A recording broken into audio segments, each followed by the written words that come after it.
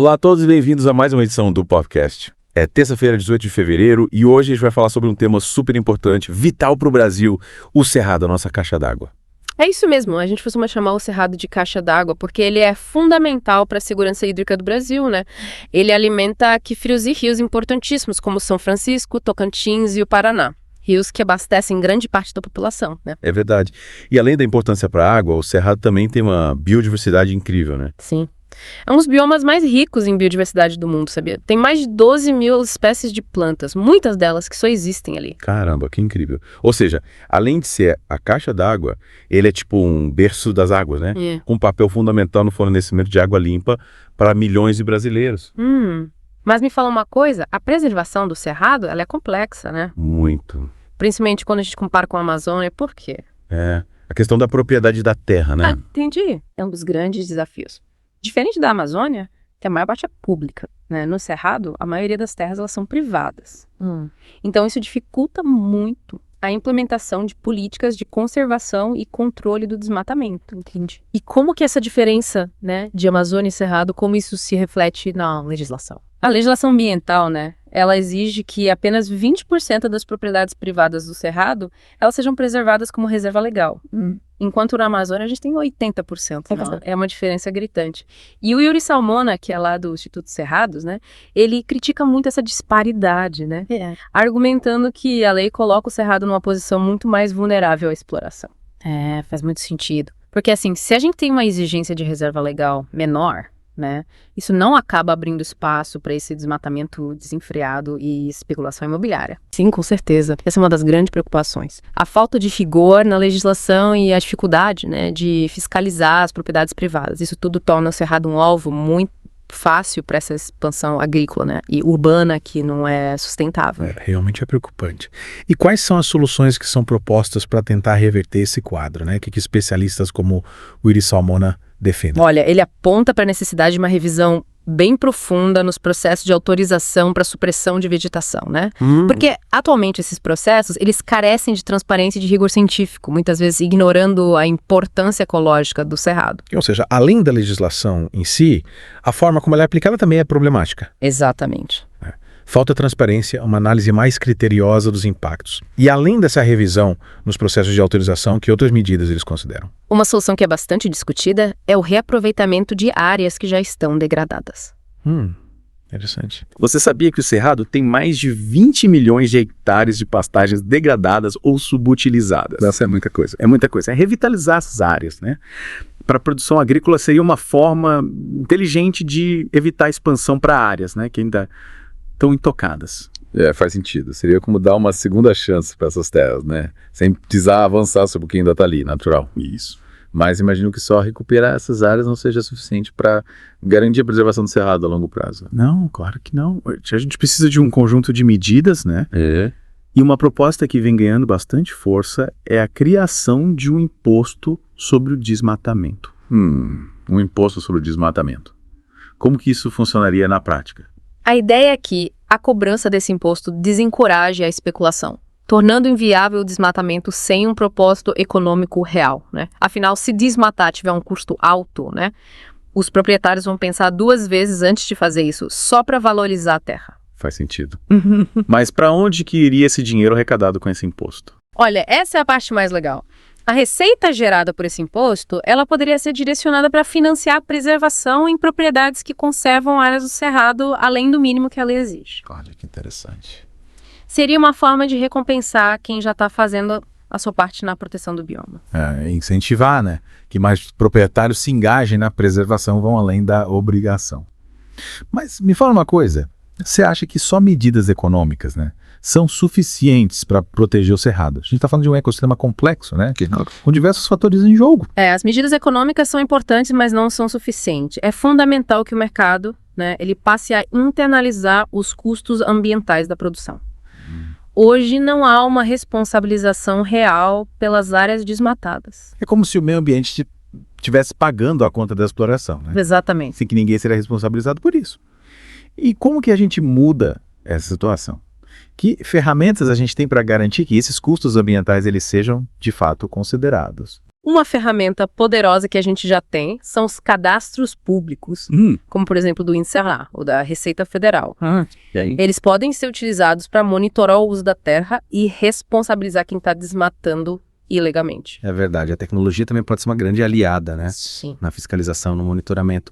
E por falar em tecnologia, me lembrei das imagens de satélite do INPI, né? Sim, sim. Que fornecem dados importantíssimos, né? Sobre o desmatamento em tempo real. Mas me diz uma coisa, essas imagens elas estão sendo usadas de forma eficaz, né? Na proteção do cerrado. Olha, as imagens do INPI são fundamentais, mas elas esbarram num problema. A falta de estrutura das agências ambientais.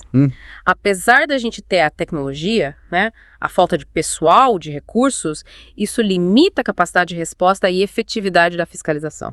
Então, mesmo com a tecnologia disponível, né? A gente ainda enfrenta muitos desafios na fiscalização, no combate ao desmatamento. Isso mostra que a gente precisa de um esforço conjunto, né? Envolve investimentos, políticas públicas eficientes, participação da sociedade, né? Exatamente. E falando em esforço conjunto, né, a gente precisa repensar o papel do agronegócio na economia brasileira. A gente sempre ouve falar que o agronegócio é o motor da economia, né? Sim, Mas essa afirmação precisa ser melhor analisada. Com certeza. As isenções fiscais concedidas a commodities como a soja, por exemplo, geram perdas bilionárias para os cofres públicos, sabia? Segundo o IBGE, são 200 bilhões de reais em isenções fiscais. É muita coisa. É muito dinheiro.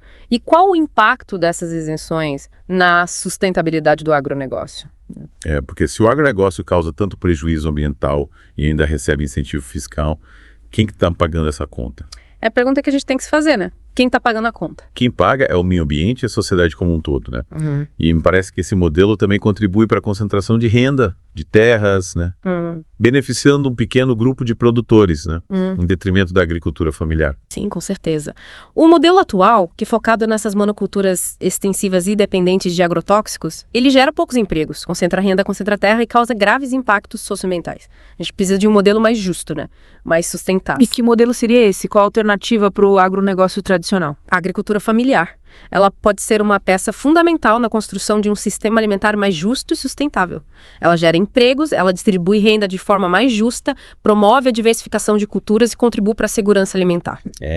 A agricultura familiar realmente se apresenta como modelo mais sustentável, né? Socialmente mais justo e com potencial para gerar renda, né? Promover o desenvolvimento local. Mas me diz uma coisa, como garantir que as comunidades tradicionais que dependem diretamente do cerrado, né, para a sua sobrevivência, como que elas são protegidas nesse processo de transição para um modelo mais sustentável? As comunidades tradicionais, né, com seus conhecimentos ancestrais e seu modo de vida em harmonia com a natureza, elas são peças-chave na preservação do cerrado. É fundamental que as políticas públicas para esse bioma levem em conta as necessidades e os direitos dessas comunidades, garantindo a sua participação na tomada de decisões e o acesso aos recursos naturais de forma sustentável. Elas precisam ser protagonistas nesse processo, né? E não vítimas da exploração. E para essa mudança de paradigma acontecer, a conscientização da sociedade é essencial, né? Com certeza. É preciso que a população compreenda a importância do cerrado, os desafios, né, e o papel de cada um na sua preservação. A informação e a mobilização social são armas poderosas na luta por um futuro mais sustentável. Agora eu quero saber como que o consumidor, lá na ponta,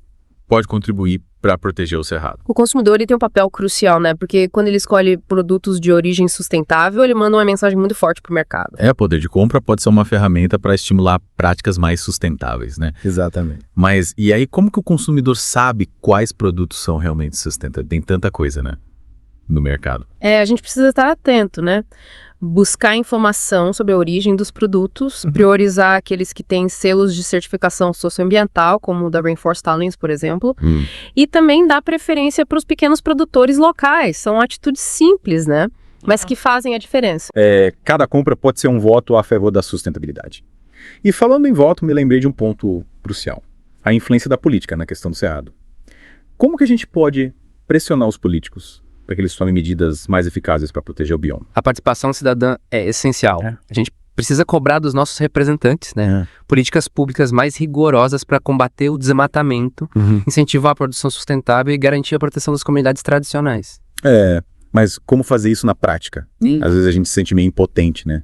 Diante da complexidade da política. Mas existem várias formas de se engajar, né? Participar de consultas públicas, entrar em contato com seus representantes, apoiar a ONGs que atuam na defesa do Cerrado, como o ISA, por exemplo.